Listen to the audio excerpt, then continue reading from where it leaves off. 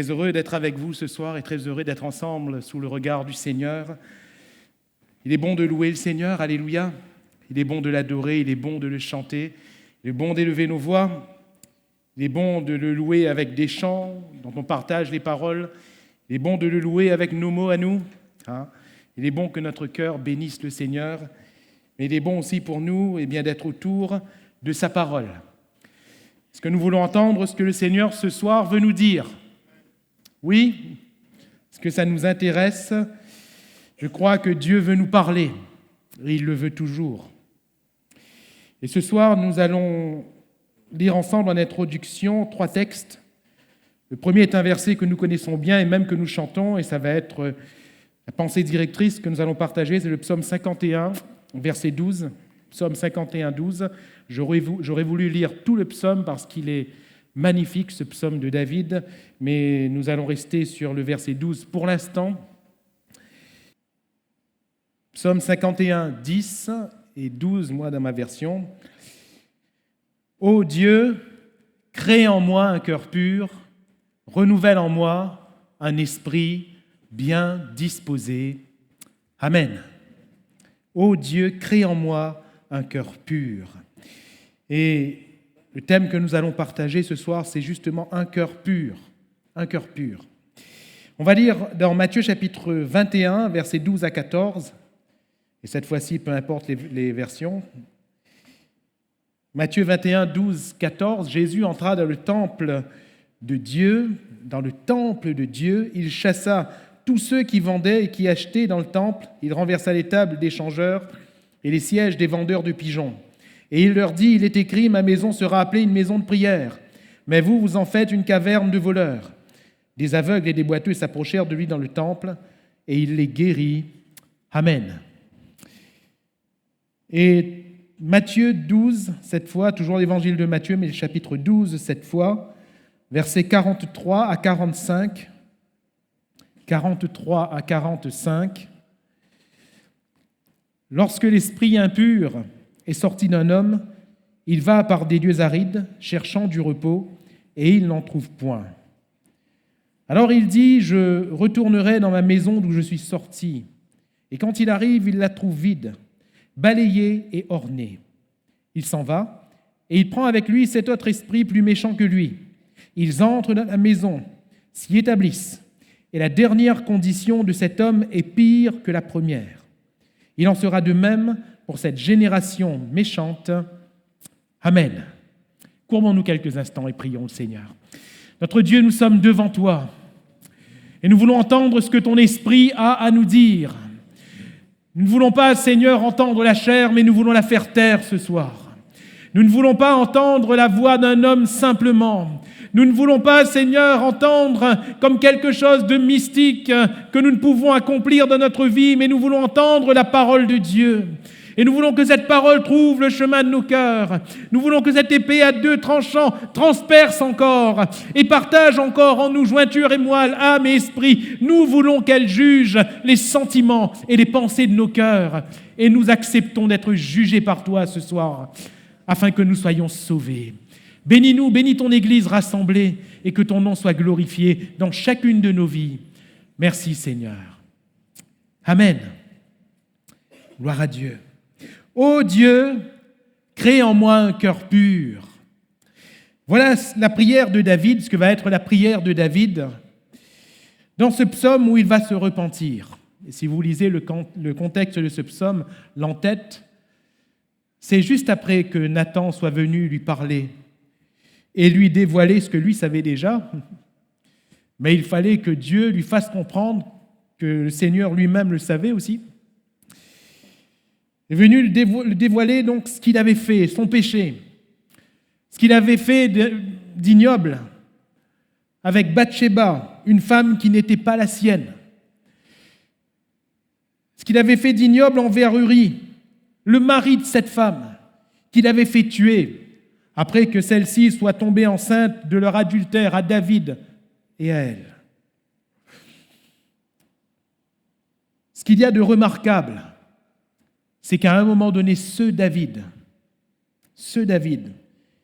qui était le roi, qui avait, humainement parlant, tous les pouvoirs sur le royaume qui était sous son règne.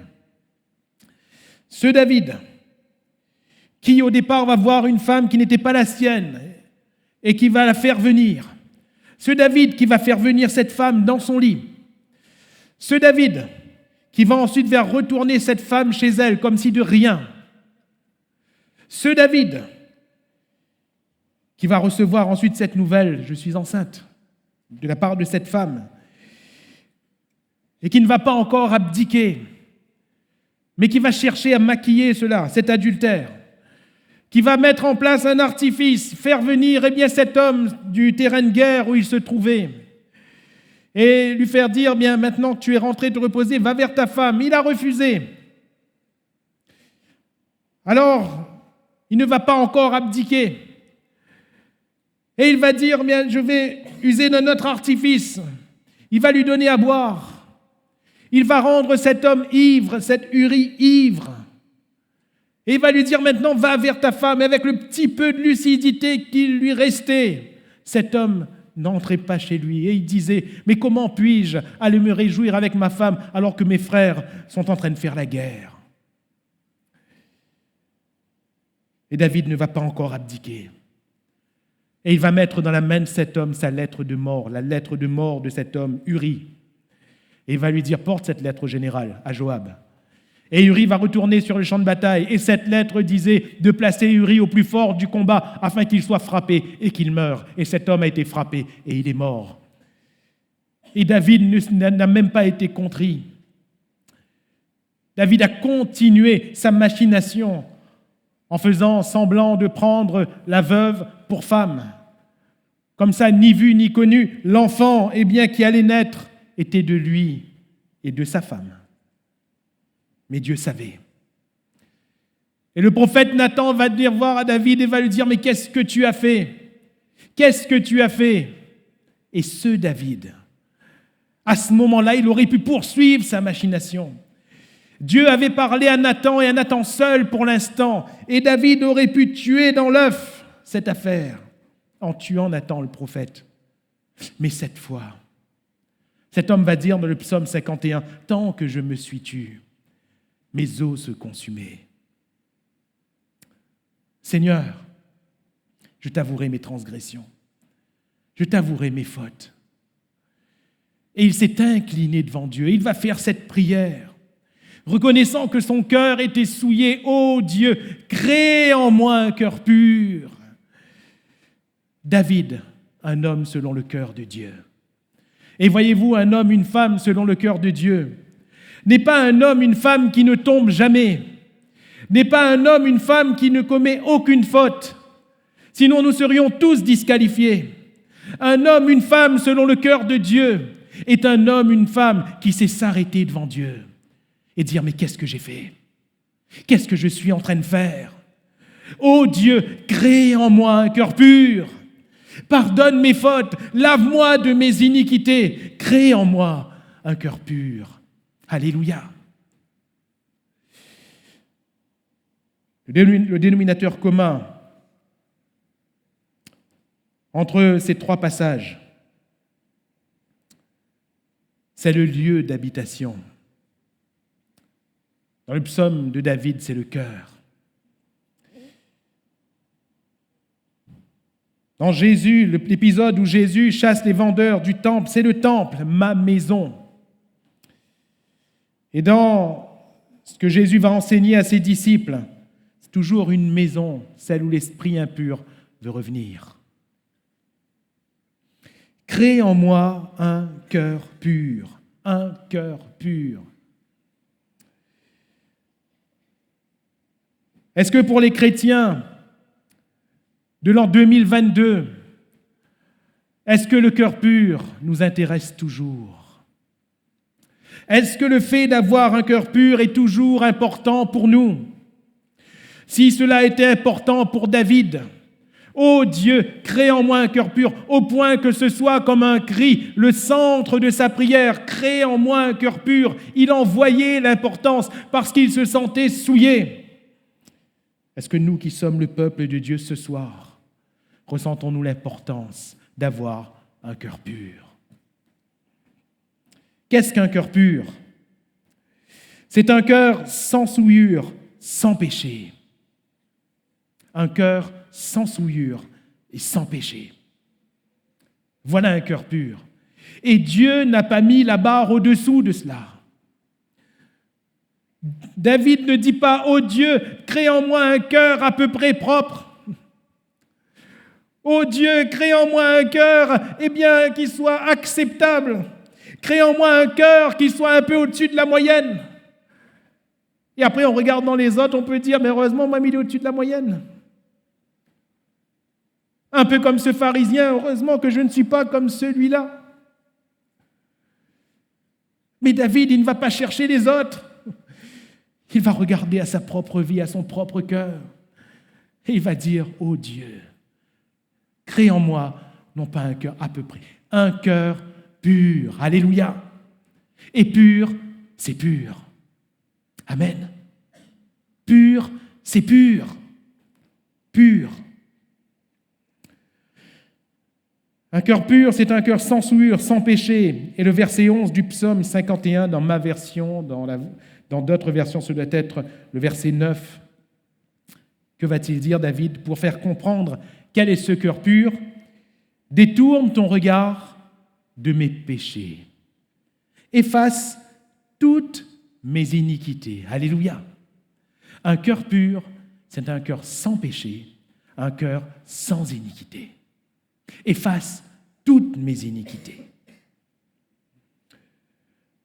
Le cœur pur, nous le voyons dans l'enseignement de Jésus. Le cœur pur, c'est une maison sans saleté. J'utilise le mot saleté parce qu'on le comprend bien à La Réunion. Une maison sans saleté, une maison balayée et ornée. Balayée et ornée.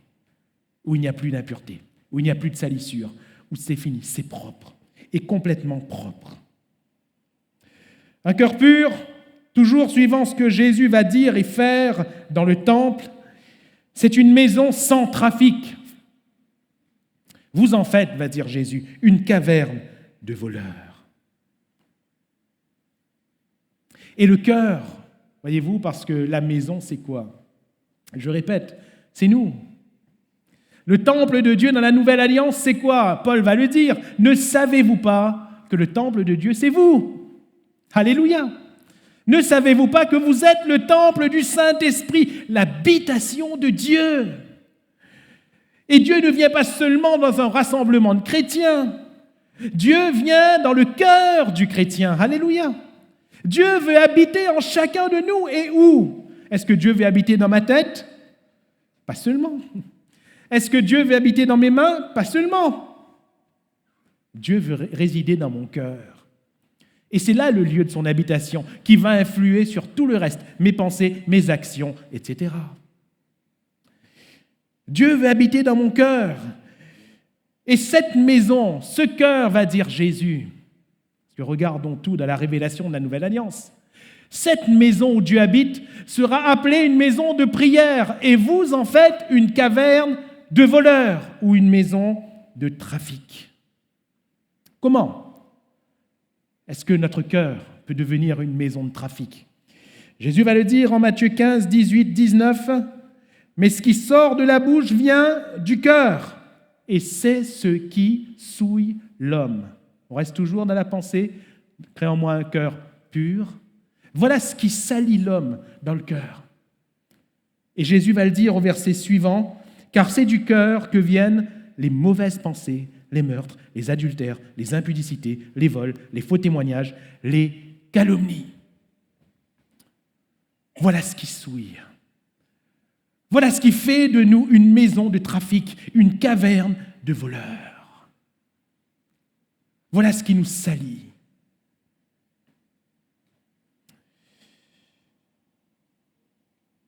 Quand Jésus il dit « Ma maison sera appelée une maison de prière », c'est parce que c'est écrit. C'est écrit dans la loi de Moïse. Et le prophète Ésaïe va reprendre cela. Et Jérémie, dans le chapitre 7, versets 8 à 11, il va nous être parlé de la caverne de voleurs et il va dire « Mais voici, vous vous livrez à des espérances trompeuses qui ne servent à rien.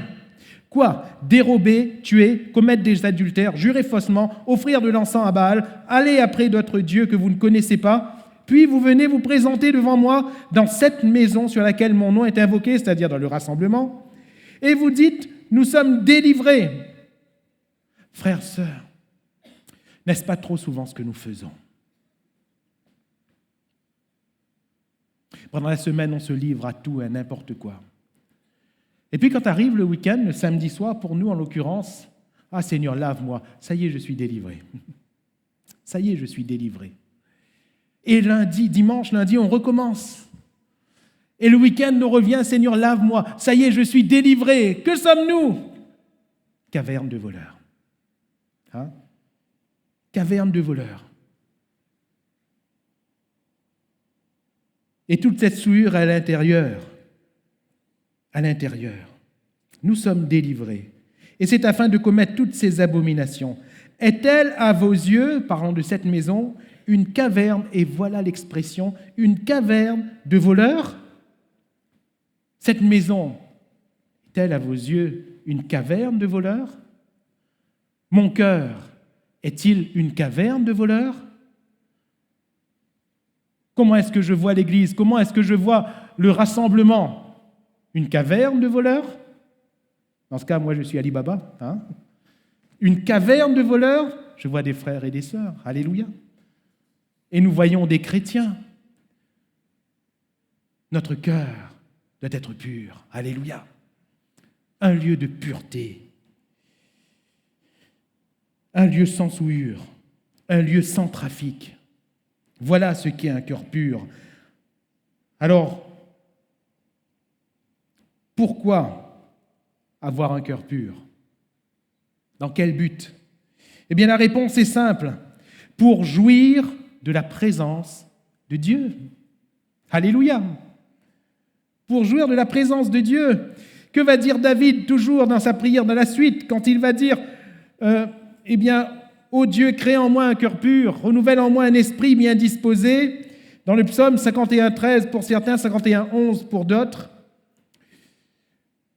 Ne me rejette pas loin de ta face. Ne me retire pas ton Esprit Saint. Seigneur, ne coupe pas ma communion avec toi. Et quand il dit créer en moi un cœur pur, c'est pour garder cette communion. Alléluia. C'est pour rester en contact avec Dieu, pour jouir de la présence de Dieu. Jésus est dans ce temple. Jésus est là. Quand il va enlever tout ce trafic, quand il va chasser les soi-disant voleurs, donc les changeurs, les vendeurs, quand il va chasser, et c'est alors que lui étant là, ce lieu étant, pardonnez-moi, je mets entre guillemets l'expression, nettoyé, qu'est-ce qu'il peut faire? Eh bien, il peut guérir. Alléluia. Vous avez remarqué, il ne commence pas par guérir, il commence par enlever ce qui est impur. Et quand il a enlevé ce qui est impur, il est là, il peut guérir. Amen. Lorsque nous avons un cœur pur, Dieu peut guérir notre cœur. Dieu peut nous guérir. Et Dieu peut faire de nous des instruments entre ses mains en Jésus-Christ. Alléluia. La maison de prière, c'est quoi? Ma maison sera appelée une maison de prière. C'est une maison de communion avec Dieu, là où les prières sont exaucées.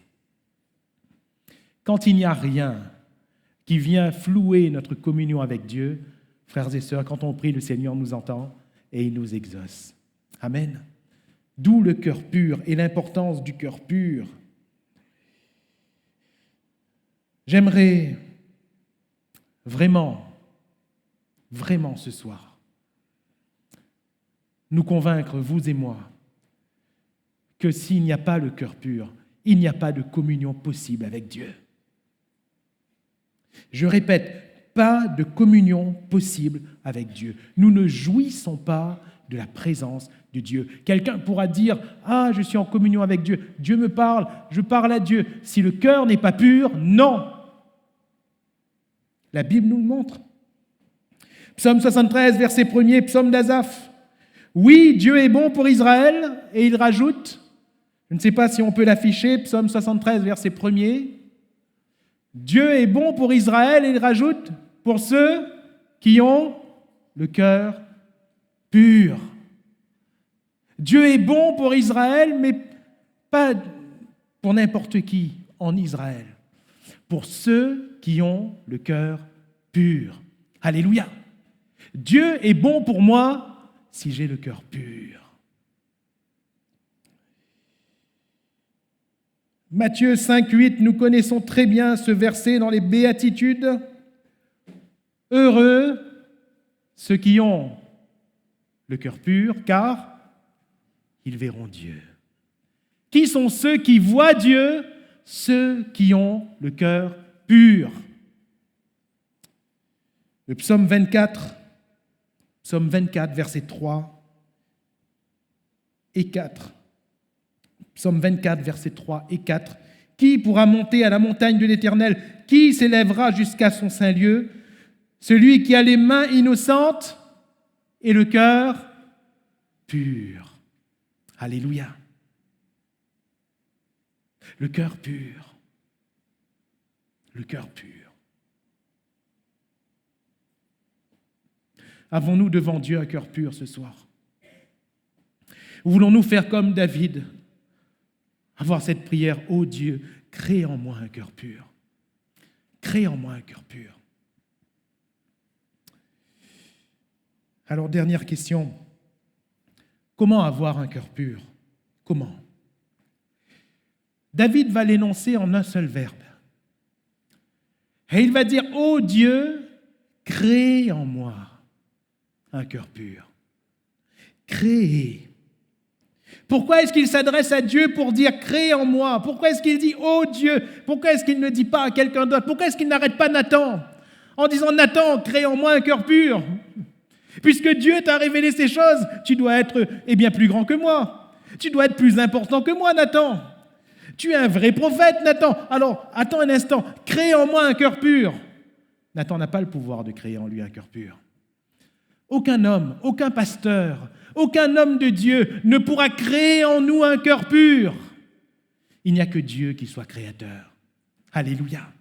Il n'y a que Dieu qui puisse créer. Il n'y a que Dieu qui puisse créer. Dieu est créateur. C'est donc la présence du Seigneur. C'est par la présence du Seigneur que le cœur est et reste pur. Par la présence du Seigneur. Car lui peut créer. S'il n'est pas là, il ne crée pas. David nous montre qu'il faut réaliser son état dans ce psaume après que Nathan eut tourné le dos. Le psaume 51, verset 7, ou peut-être 5. « Voici, je suis né dans l'iniquité, et ma mère m'a conçu dans le péché. » Voilà ce qu'il déclare avant de dire « Ô Dieu, crée en moi un cœur pur. » Il ne regarde pas seulement à l'acte qu'il a commis.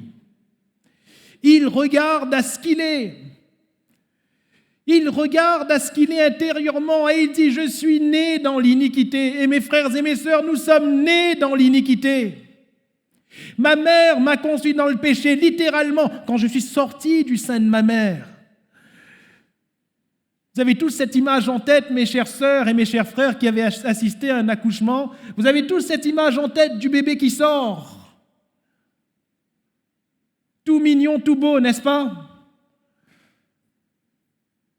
On a tout de suite envie de faire ce que la médecine appelle le pot à pot. De prendre cet enfant dans nos bras, de l'entendre crier, de l'entendre gazouiller. Pour nous, c'est le plus bel être du monde. Eh bien, David dit que ce plus bel être du monde, en sortant du sein maternel, il pêche déjà. Il pêche déjà. Ma mère m'a conçu dans le péché. Littéralement, en sortant du sein de ma mère, je péchais déjà. Déjà. Voilà notre état. Frères et sœurs, il est vrai que nous avons cru dans le Seigneur. Mais faites-moi confiance, on n'a pas besoin de regarder trop loin pour voir le péché collé à nous. Et le péché cherche à nouveau à nous envelopper. Et le péché cherche à nouveau à nous faire tomber. Et il nous suffit d'un pas grand-chose et hop, on faute contre Dieu, on pêche contre Dieu. Qui nous délivrera? Le Seigneur peut nous délivrer, alléluia. Il faut réaliser son état. Ensuite, que nous montre David toujours dans ce psaume, il faut venir à la croix. Le psaume 51, verset 9. Psaume 51, verset 9 ou verset 7, peut-être pour toi. Voilà, purifie-moi avec l'hysope et je serai pur, lave-moi et je serai plus blanc que la neige. Alléluia. Purifie-moi avec l'hysope. Et quand il est parlé de l'hysope, il est fait allusion non seulement à ce qui a été utilisé sous l'Ancienne Alliance afin de purifier le peuple, l'aspersion du sang sur une branche d'hysope.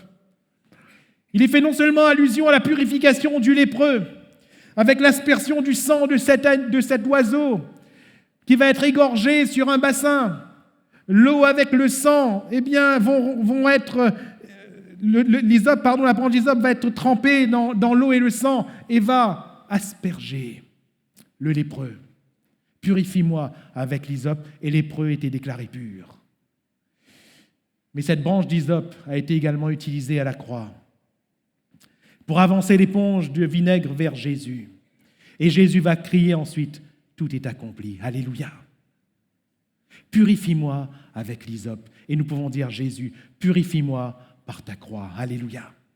Purifie-moi par le sang versé. Lave-moi et je serai plus blanc que la neige. Et sachons ce soir que si le sang de Jésus nous lave, nous sommes plus blancs que la neige. Alléluia. Nous sommes purs si le sang de Jésus nous lave. La croix est le lieu où le péché a été vaincu. Car la Bible nous déclare que c'est à la croix que Jésus a effacé l'acte dont les ordonnances nous condamnaient. La croix est également le lieu où les ténèbres ont été expulsées, comme ce trafic qui a été expulsé de ce temple. Et nous le verrons tout à l'heure, comme les démons sont expulsés d'un corps. La croix est le lieu où les ténèbres ont été expulsées de nos vies. Parce que c'est à la croix, nous dira la parole, que Jésus a vaincu le diable, qu'il a vaincu les démons, qu'il les a livrés en spectacle. Alléluia. Il les a vaincus. Alors, la Bible nous dit que l'esprit impur, lorsque l'esprit impur sort d'un homme, nous l'avons lu tout à l'heure. Comment l'esprit impur sort-il d'un homme? Comment un esprit impur sort-il d'un homme dont il s'est rendu maître? Comment? Eh bien, il est sorti d'un homme parce qu'il a été chassé. Alléluia. Et comment a-t-il été chassé? Parce que sinon, un esprit impur ne peut pas sortir de quelqu'un. L'esprit impur, il ne passe pas des vacances dans le corps de quelqu'un, il ne va pas ensuite dans un autre corps, il ne va pas ensuite dans un autre corps.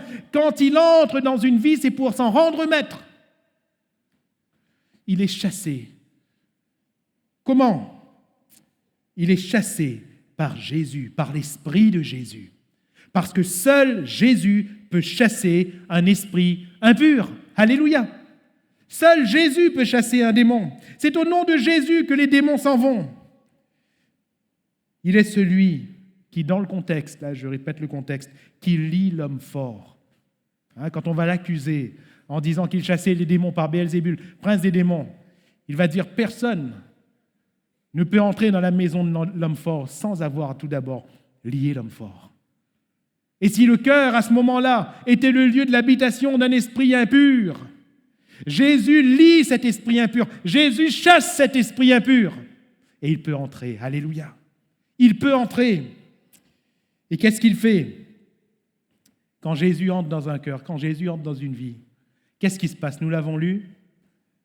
Il met les choses mauvaises dehors, il chasse ces vendeurs, il chasse ces changeurs, ces choses qui amènent de l'impureté dans la maison. Il chasse ce trafic, il chasse le péché, il chasse les esprits impurs. Qu'est-ce qu'il fait? Il rend cette maison propre. Alléluia.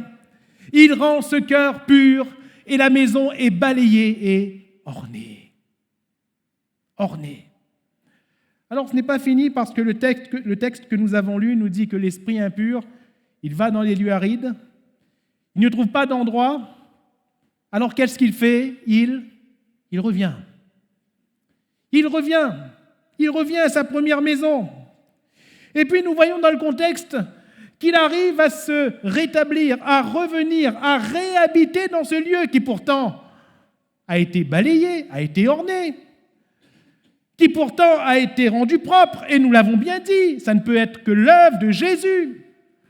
Sinon, cet esprit impur ne pouvait pas s'en aller. Ça ne pouvait être que l'œuvre de Jésus.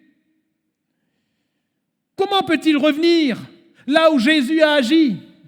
Comment a-t-il cette possibilité? Comment l'esprit impur peut-il revenir dans le cœur où Jésus a balayé et orné? Un chrétien peut-il être à nouveau habité par une puissance mauvaise? C'est la question que beaucoup se posent. Frère, quand on a cru en Jésus, comment un démon peut revenir? Comment un démon peut revenir dans notre vie? La réponse est très simple. Très simple, réfléchissons un instant. Depuis quand l'impureté a-t-elle peur du propre? Quand on a lavé, les bestioles ne reviennent-elles pas? Frères, sœurs, nous qui nettoyons la maison chaque jour, pourquoi on le fait chaque jour? Parce que la saleté n'a pas peur le propre, tout simplement. Hein? La poussière, il y a un monte même.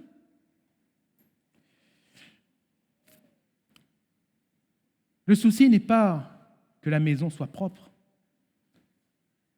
Les démons n'ont pas peur de revenir, même si c'est propre. Ils n'ont pas peur. De qui ont-ils peur? De qui ont-ils peur? Qui craignent-ils? Jésus. Alléluia. Et le problème, c'est quoi ici? Cette maison, elle est balayée, elle est ornée, mais elle est vide. C'est-à-dire que Jésus est venu, Jésus a fait une œuvre, mais Jésus n'est plus dans ce cœur. Voilà pourquoi ce démon, il revient. Mais cette fois, il prend la précaution. Il s'est dit, s'il m'a été chassé une fois, il va prendre cet esprit plus méchant que lui. Et 7, c'est symbolique. Ça signifie que la puissance va être plus subtile, plus maligne. Peut-être que nous ne verrons plus la personne rouler par terre et crier. Parfois, ça nous fait craindre quand on voit de telles choses se passer, mais il y a pire, voyez-vous. Peut-être que nous verrons une colère diabolique, un peu comme chez Saül. Peut-être que nous verrons la manifestation d'un esprit de mensonge qui va séduire, un peu comme chez Akab. Vous savez, ces puissances de ténèbres ont tellement de domaines d'action. Chaque démon a un domaine d'action. Cet esprit plus méchant que lui, et ils reviennent ensemble. Et la condition de cet homme, de cette personne, est pire que la première. Des mauvaises pensées vont refleurir, même si le cœur à la base a été nettoyé, parce que Jésus n'est plus là. Des colères vont revenir, des actions mauvaises, des calomnies, nous l'avons lu tout à l'heure, des adultères, de l'ivrognerie, des choses vont revenir par ces puissances ténébreuses. Je ne suis pas en train de voir les démons partout, frères et sœurs, mais je suis en train de dépeindre toute la puissance des ténèbres dans l'impureté qui nous entoure et qu'ils peuvent facilement nous envelopper si Jésus ne reste pas présent dans notre vie. La maison est vide. La maison est balayée, elle est ornée, mais elle est vide. Il n'y a plus personne pour garder cette maison. Il n'y a plus personne pour sanctifier cette maison. Alors ma question est celle-ci, mais où est Jésus alors à ce moment-là? Où est Jésus à ce moment-là? Pourquoi n'est-il plus là? Qu'est-ce que cette personne a fait de Jésus dans sa maison? Eh bien, mes frères et mes sœurs, je nous pose la question ce soir. Qu'avons-nous fait de Jésus dans notre maison? Qu'avons-nous fait de Jésus dans notre cœur? Est-il toujours présent? S'il est présent, notre cœur pourra rester pur. Alléluia. S'il n'est plus là, notre cœur est en péril. Alors, en conclusion, ô Dieu, crée en moi un cœur pur. C'est une prière. Ma maison sera appelée une maison de prière. N'en faites pas une caverne de voleurs. Maison de prière parce que c'est une maison en communion avec Jésus. Jésus est là.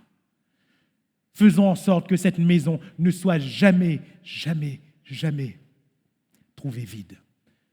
Et vous savez, je vais qu'énumérer cela, on n'aura pas le temps d'aller en profondeur. Quand est-ce que Jésus il n'est plus là? Quand nous laissons le péché entrer. Parce que si dans notre volonté, nous laissons le péché entrer, Jésus ne peut pas rester. Dieu qui est saint ne peut pas cohabiter avec le péché. Ce soir, permettons au Seigneur de rendre notre cœur pur. Et faisons cette prière. Purifie mon cœur.